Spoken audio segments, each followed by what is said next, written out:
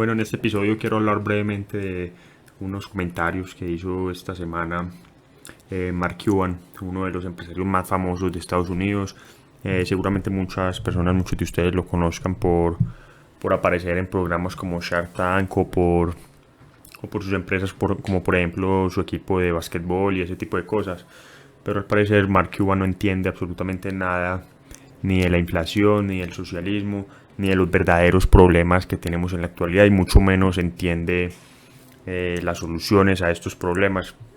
Entonces esto fue básicamente lo que dijo Mark Cuban, lo que dijo a CNBC, y básicamente una de las soluciones a los problemas en la actualidad de Mark Cuban es darle a cada hogar en Estados Unidos un cheque, un estímulo de $1,000 cada 2 semanas por los próximos 2 meses. Según Mark Cuban, eso es lo que necesita la economía, es decir, una economía que está llena de deudas necesita endeudarse aún más, es decir, una economía que no ha hecho sino imprimir dinero durante los últimos 10, 20, 30, 40 años. La solución a todos estos problemas es imprimir aún más dinero.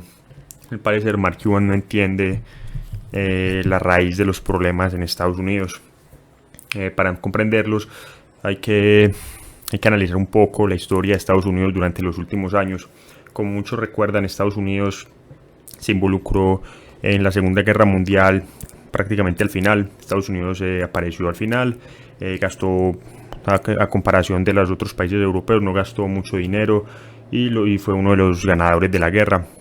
Entonces cuando la guerra terminó, las principales potencias del mundo y muchos otros países se reunieron para diseñar el nuevo orden mundial, el nuevo orden monetario mundial, y se reunieron.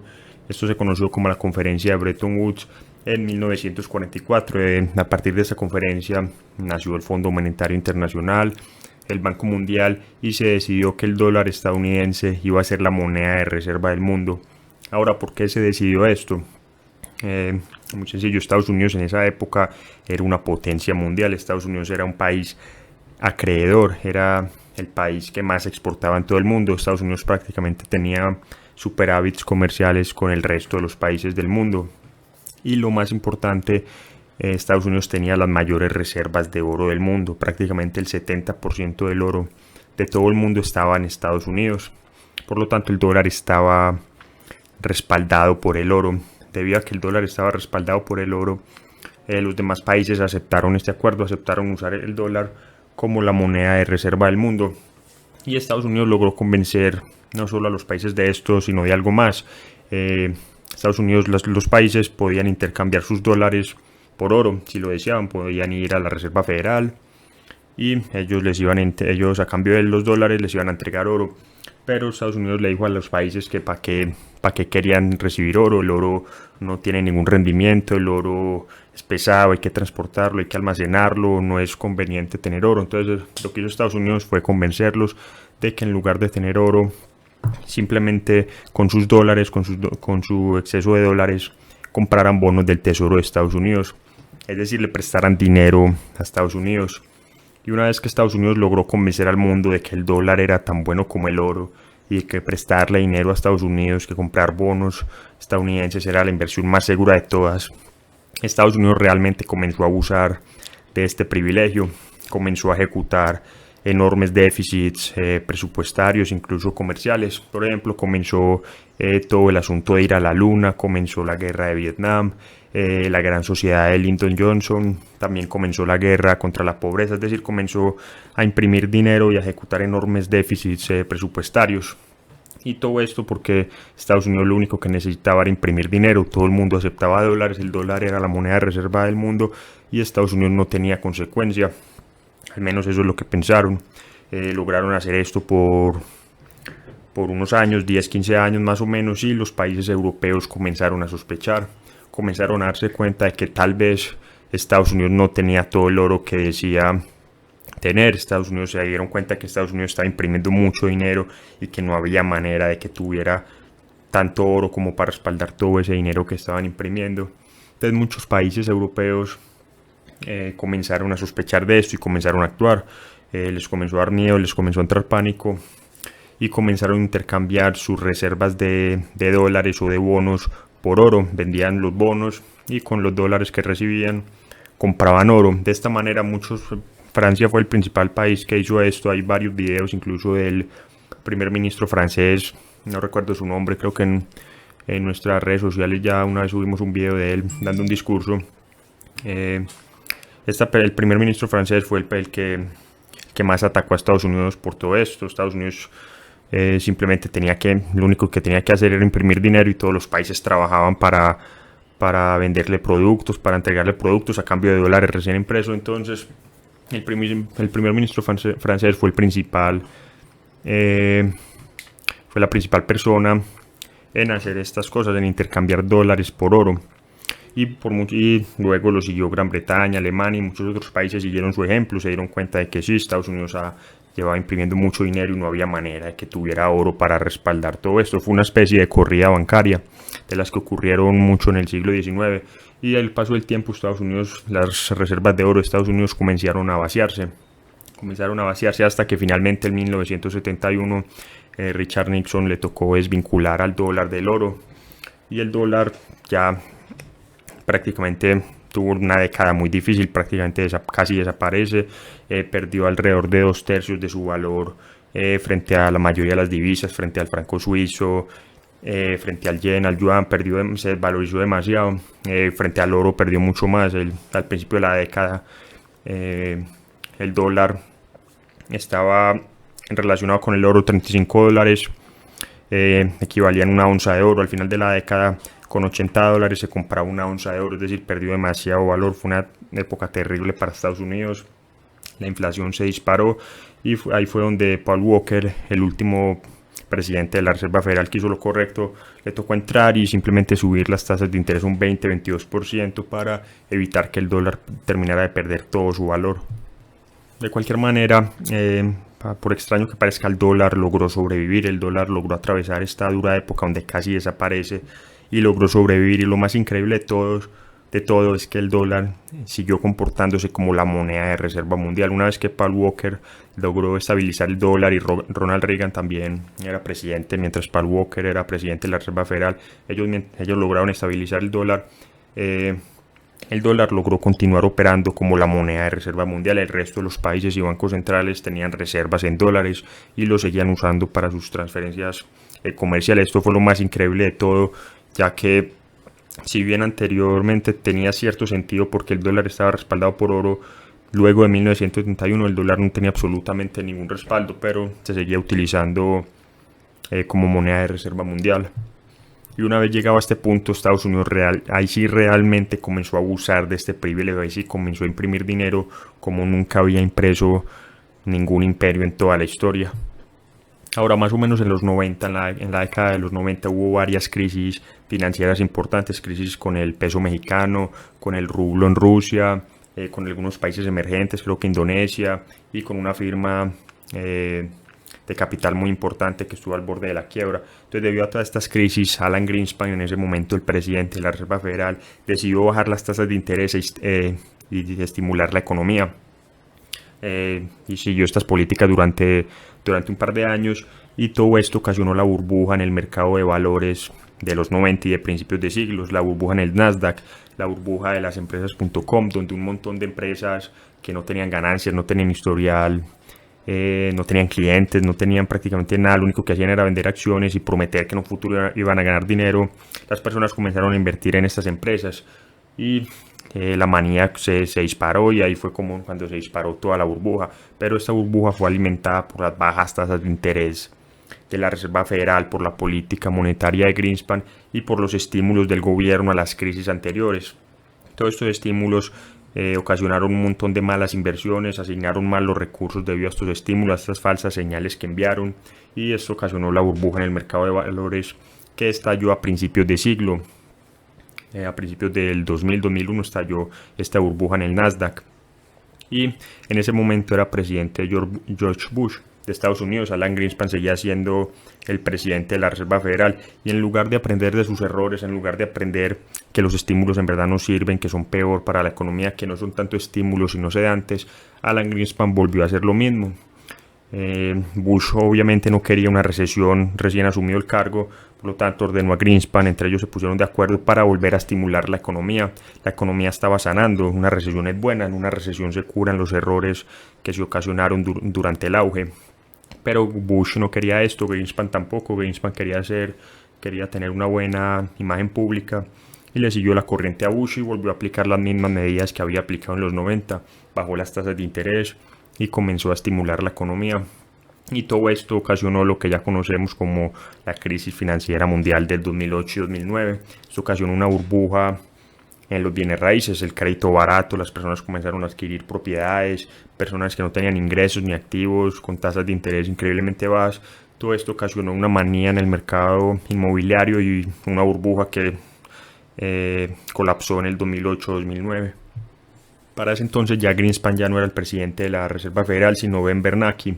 Y por supuesto Ben Bernanke, en vez de decir que ya tenía suficiente, que ya todo esto había sido causado por la deuda, por las bajas tasas de interés, por los estímulos, que la solución era dejar que el libre mercado corrigiera los errores y los desbalances, en lugar de reconocer todo esto y de haber aprendido de las crisis anteriores, Ben Bernanke dobló la apuesta, bajó mucho más las tasas de interés y no solo inyectó estímulos, sino que comenzó lo que hoy se conoce como expansión cuantitativa. Comenzó a comprar activamente bonos en el mercado, acciones, bonos hipotecarios y todo tipo de cosas para estimular la economía, para que la economía no colapsara. La razón por la que la crisis del 2008 duró, entre comillas, tan poco es porque la Reserva Federal y el gobierno intervinieron masivamente para mantener los mercados de pie artificialmente. Y por supuesto nada de esto resolvió los problemas subyacentes. Lo que esto hizo fue hacer los problemas aún más grandes. Los bancos demasiado grandes para quebrar terminaron siendo más grandes aún y más peligrosos los bancos en la actualidad. Así que nada de esto en verdad solucionó nada, simplemente postergó las consecuencias para el futuro. Simplemente hizo los problemas más grandes aún. Eso es el problema de todos estos estímulos, de todas estas bajas tasas de interés. Y lo importante de conocer toda esta historia financiera de Estados Unidos en las últimas décadas es porque la solución que está dando Mark Cuban a la crisis que tenemos en este momento no va a solucionar nada. De hecho, esos argumentos de los estímulos, de bajas tasas de interés, de estimular la economía, eso es lo que nos metió en este problema en primer lugar. Fueron los estímulos los que ocasionaron todas estas burbujas. La terrible economía que tenemos en este momento, la mayoría de los países tienen básicamente la misma economía altamente apalancada, basada en deuda, en bajas tasas de interés y en todo eso. Todo eso fue ocasionado precisamente por lo que Mark Cuban dice que es la solución: dinero barato, estímulos, impresión de dinero y todos esos programas keynesianos y socialistas. Así que evidentemente enviarle dinero a la gente no es la solución. Lo único que eso va a ocasionar es aumentar la inflación. Pero evidentemente Mark Cuban no entiende nada sobre esto. Es posible que entienda muchas cosas de negocios, es un excelente empresario, pero al parecer no entiende nada de economía ni entiende nada de la historia de su propio país. Lo que Mark Cuban no entiende es que un gobierno tiene básicamente tres maneras de financiarse. La primera manera es la manera entre comillas honesta, la manera clásica, simplemente recolectando impuestos. Le cobra impuestos a los contribuyentes, a los ciudadanos, y gasta esos ingresos en los programas gubernamentales o en lo que quiera. La segunda manera es a través de la deuda, emitiendo bonos. Si por ejemplo el gobierno gasta más de lo que recauda en impuestos, el gobierno puede emitir bonos para compensar el déficit. Pero los bonos al final también son impuestos. A la larga los contribuyentes van a tener que pagar ese dinero prestado más los intereses, así que esta es una peor forma de financiarse. Y la tercera forma de financiar al gobierno es la peor de todas, que es la que están usando todos los gobiernos en la actualidad, que es a través de la inflación, es decir, a través de una imprenta. Todos los gobiernos en la actualidad están imprimiendo dinero supuestamente para estimular la economía, para mantener los negocios abiertos, para darle dinero a las personas, para que consuman. Los gobiernos juran que el consumo es lo que mantiene de pie a la economía, pero esta es la peor forma de financiar a los gobiernos. Es lo que están haciendo en la actualidad prácticamente todos los países, pero más que nada Estados Unidos. Estados Unidos está llevando esta impresión de dinero a niveles nunca antes vistos en la historia, y Estados Unidos, entre comillas, puede hacer esto porque el dólar sigue siendo, a pesar de todo lo que ha hecho durante las últimas 2 décadas la Reserva Federal y el gobierno, el dólar sigue siendo la moneda de reserva mundial. No sabemos aún por cuánto tiempo, pero por el momento sigue siendo. Entonces Estados Unidos puede seguir imprimiendo dinero y no experimentar mucha inflación, porque la mayor parte de esta inflación Estados Unidos la está exportando. Es decir, los dólares son aceptados en todo el mundo, todos los bancos centrales tienen cuentas en dólares, tienen como reserva dólares, entonces mucha de esta impresión de dinero va a parar a bancos centrales de diferentes partes del mundo, así que toda esta inflación se podría decir que se exporta. En cualquier momento esa inflación va a volver a Estados Unidos, ese dinero va a volver a Estados Unidos y va a causar una enorme inflación o incluso hiperinflación, pero por ahora el gobierno, los dólares están, se podría decir, esparcidos por todo el mundo. Diferente sería, por ejemplo, si Colombia imprimiera dinero de la manera en que lo imprime Estados Unidos. Nadie más en el mundo va a aceptar pesos colombianos. Todos los pesos que imprime Colombia van a estar aquí, contenidos en Colombia. Y eso sí causaría si Colombia se comportara como Estados Unidos, eso sí causaría una terrible inflación casi que inmediata. Pero Estados Unidos engaña a la gente porque puede retrasar las consecuencias. En un futuro todos esos dólares que ha impreso van a volver a Estados Unidos y van a causar inflación, pero por ahora ha podido exportar toda esa inflación. Pero lo importante, lo que quería hablar de esto de Mark Cuban, es que Mark Cuban no se ha tomado el tiempo de estudiar verdadera economía, no ha entendido las crisis financieras que han ocurrido en la actualidad, y esas crisis han sido consecuencia de bajas tasas de interés, de malas políticas monetarias de los bancos centrales, de altos estímulos, de mucho endeudamiento. Así que si esas han sido las causas de los problemas, aumentar el endeudamiento y aumentar los estímulos no pueden ser parte de la solución. Eso no soluciona nada. Simplemente aumentar la demanda sin aumentar la oferta, eso no soluciona nada, eso solo causa inflación, que eso es lo que quiere Mark Cuban, que la gente se quede en casa, no haga nada y reciba dinero. Eso simplemente aumenta la inflación. Si la gente no está trabajando, no está produciendo y está recibiendo dinero y ese dinero lo gasta, lo único que va a ocasionar eso es aumentar la inflación, es robarle el poder adquisitivo a la gente. Y por eso es que decíamos que esa es la peor manera de financiar al gobierno, porque a través de la inflación, porque al menos cuando el gobierno le cobra dinero, impuestos a la gente siente eso, la gente sabe cuánto le quitó, cuánto dinero le quitó. Pero cuando el gobierno se financia a través de la inflación, el gobierno, en lugar de quitarle el dinero a la gente, le quita el poder adquisitivo a la gente. Porque ese es el problema con el gobierno puede imprimir todo el dinero que quiera, pero el gobierno no puede imprimir poder adquisitivo, no puede imprimir productos, no puede imprimir cosas de valor. Lo único que puede imprimir es papel moneda, y esa va a ser la próxima crisis en la que vamos a tener. Debido a toda esta impresión de dinero, en la próxima crisis lo más seguro es que absolutamente nadie pierda dinero, todo el mundo va a tener dinero, pero la gente no va a poder comprar nada con ese dinero. Los gobiernos están destruyendo sus propias monedas con esta impresión masiva de dinero. Y esta impresión masiva de dinero la podemos ver más claramente aquí en estas páginas web oficiales. Por ejemplo, esta es la página web donde podemos ver la situación financiera de Estados Unidos. Esta es la deuda nacional, la deuda pública. Esta deuda son 26 billones de dólares. Ni siquiera tiene en cuenta pasivos enormes, como por ejemplo Seguridad Social y Medicare. Si se toman en cuenta sus pasivos, la deuda llega prácticamente a 150, 200 billones de dólares. Es decir, no hace falta estudiar economía en Harvard ni ser un científico para darse cuenta que Estados Unidos, por definición, está en bancarrota. Estados Unidos, no hay manera de que pague esta deuda Estados Unidos. ¿Por qué no hay manera? Porque aquí sale lo que recolecta Estados Unidos de impuestos, 3 billones de dólares más o menos. O sea, no hay manera de que Estados Unidos pague jamás esa deuda. Ahora, mucha gente dice que no la tiene que pagar, que solo tiene que pagar los intereses.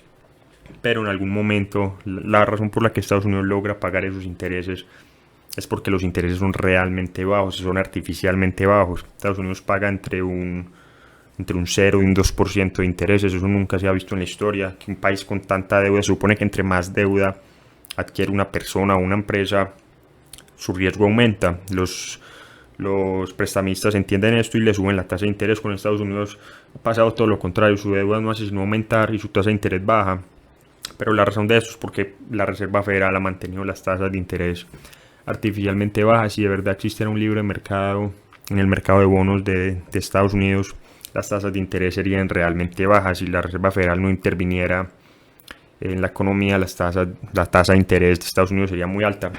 El problema es que en algún momento la Reserva Federal ha logrado engañar a la gente haciéndole creer que la inflación es muy baja en Estados Unidos, pero en algún momento la gente ya no va a creer eso. La inflación realmente se va a ver reflejada en el IPC, y va a comenzar a subir 3, 4, 5, 6, 7%. Cuando empiece a subir, la única arma que tiene la Reserva Federal para controlar la inflación es las tasas de interés.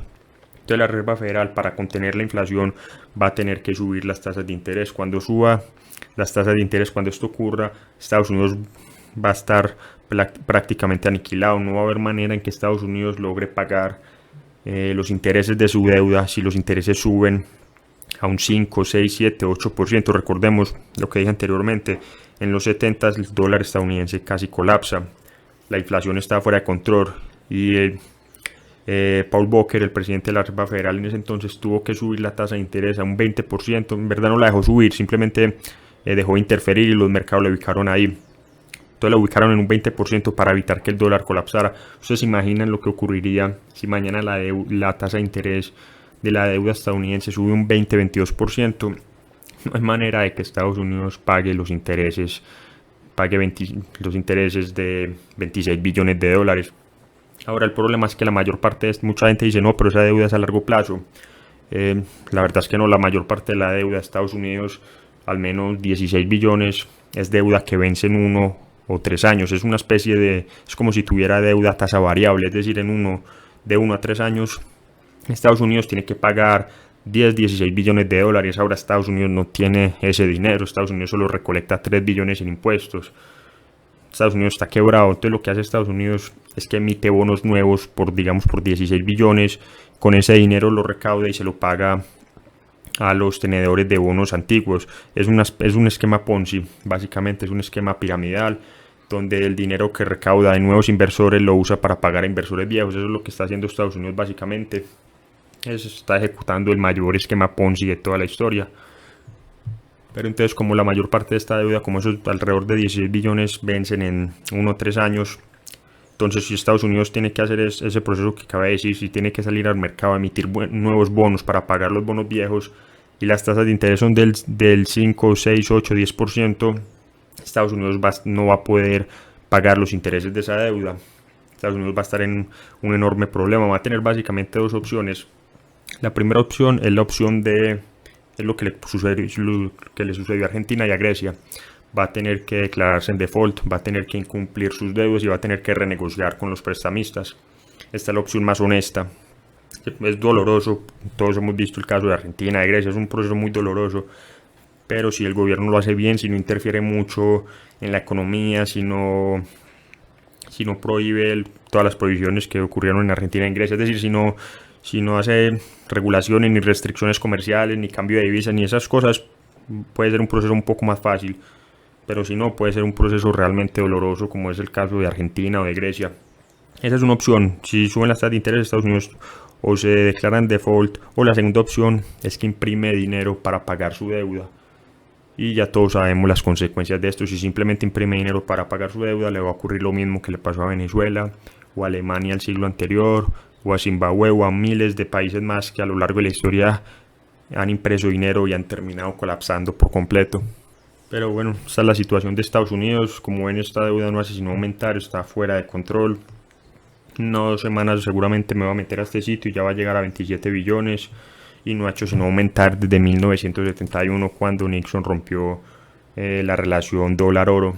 Pero no, los otros países no están mejor. Esta es una gráfica donde se ven la deuda de los demás países: China, Japón, Alemania, Reino Unido, Francia, Italia, Brasil. Todos los países están siguiendo el mismo camino que Estados Unidos. Estados Unidos lo ha llevado un paso más allá, porque el dólar, a pesar de todo, sigue siendo la moneda de reserva mundial. Nadie entiende por qué. Es decir, Estados Unidos pasó de ser el país acreedor más grande del mundo, más rico del mundo, a ser hoy en día el país deudor más grande del mundo.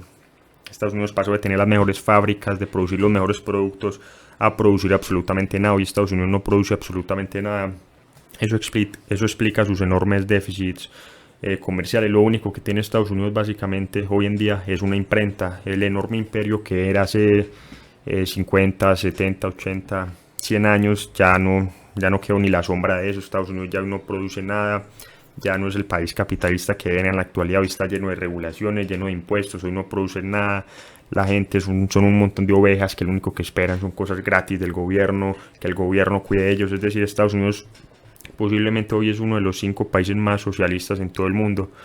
Y lo confirma una persona como Mark Cuban, que las únicas soluciones que tiene es arrojarle más gasolina al fuego, más estímulos, más deuda, más impresión de dinero. Lo que metió a Estados Unidos en el problema para Mark Cuban va a ser la solución.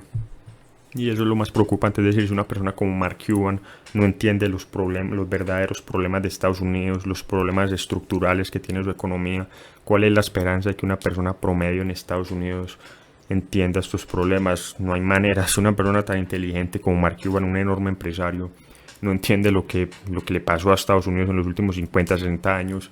Es imposible que alguien más lo entienda. Además, nadie se ha atrevido a preguntar de dónde sale el dinero. El gobierno está rescatando a todo el mundo, pero el gobierno no tiene absolutamente nada de dinero. El de Estados Unidos al menos no tiene absolutamente nada de dinero, como vimos acá. Entonces, ¿de dónde sale el dinero? La gente cree que el gobierno no tiene dinero, el gobierno no produce nada, el gobierno solo tiene lo que cobra en impuestos, es decir, lo que roba de la gente o lo que imprime. El gobierno tiene que ser pagado de una manera u otra, y como ya lo dijimos anteriormente, la peor forma de pagar por el gobierno es a través de la inflación. Pero la gente se va a dar cuenta de esto a las malas con el tiempo. La gente cree que pueden obtener todos estos beneficios gratis. No hay que trabajar, no hay que hacer nada. Simplemente nos acostamos y el gobierno nos envía un cheque. Por supuesto, el problema va a ser cuando ese cheque no pueda comprar nada. Esa es la verdadera crisis que se aproxima. Cuando la gente tenga mucho dinero, pero ese dinero no pueda comprar absolutamente nada. Y esa es la crisis que se viene a continuación, y eso es lo que ha ocurrido siempre a lo largo de la historia. Siempre que un país, siempre que un imperio ha decidido imprimir dinero de la manera en que Estados Unidos lo está haciendo, siempre termina colapsando por completo. Primero se destruye la moneda y ya toda la civilización se viene abajo. Y si no me creen, vean lo que le pasó a Zimbabue. Este es un billete de Zimbabue de $1 trillón. Posiblemente con este billete puedan comprar un par de huevos, lo máximo que compra, y ese es el camino al que está yendo Estados Unidos. Es el destino final, cuando el dólar no valga absolutamente nada por todas estas políticas de la Reserva Federal, del gobierno, toda esta impresión de dinero, todos estos experimentos keynesianos, programas socialistas. Nada de esto ha funcionado, pero lo siguen intentando, creen que esta vez iba a funcionar, y la gente se va a dar cuenta a las malas de que nada de esto funciona. No existe tal cosa como un almuerzo gratis. Y la mejor manera de protegerse de todo esto es simplemente comprar cosas que tengan valor y que el gobierno no pueda imprimir. Oro, plata, bienes raíces. El gobierno puede imprimir todo el dinero que quiera, pero no puede imprimir poder adquisitivo, no puede imprimir oro, no puede imprimir plata. Y eso es la mejor forma de protegerse de lo que están haciendo los gobiernos en la actualidad. Comprar oro, comprar plata, bienes raíces. Lo más seguro es que en un futuro hablemos un poquito más de cómo comprar oro, de cómo protegerse con toda esta inflación que se viene con activos como el oro y la plata. Y también en otros episodios hablaremos más de todas estas políticas de los bancos centrales y de los gobiernos, de todos estos rescates, de lo que significan para la economía. Y hay demasiada desinformación en todos estos temas. La gente cree que imprimir dinero es la solución, los políticos creen eso, muchos economistas incluso creen eso. Y vamos a tener más episodios de estos temas, hablando de todo lo que ocurrió este año, temas económicos y monetarios. Y si quieren que hablemos de un tema en particular, pueden dejarnos en los comentarios sugerencias o cualquier cosa, y trataremos de hacer más episodios de todos estos temas, porque lo único que se esparce más que el coronavirus es la ignorancia, y para eso creamos este canal, para solucionar el problema de la ignorancia financiera que incluso personas como Mark Cuban tienen en la actualidad.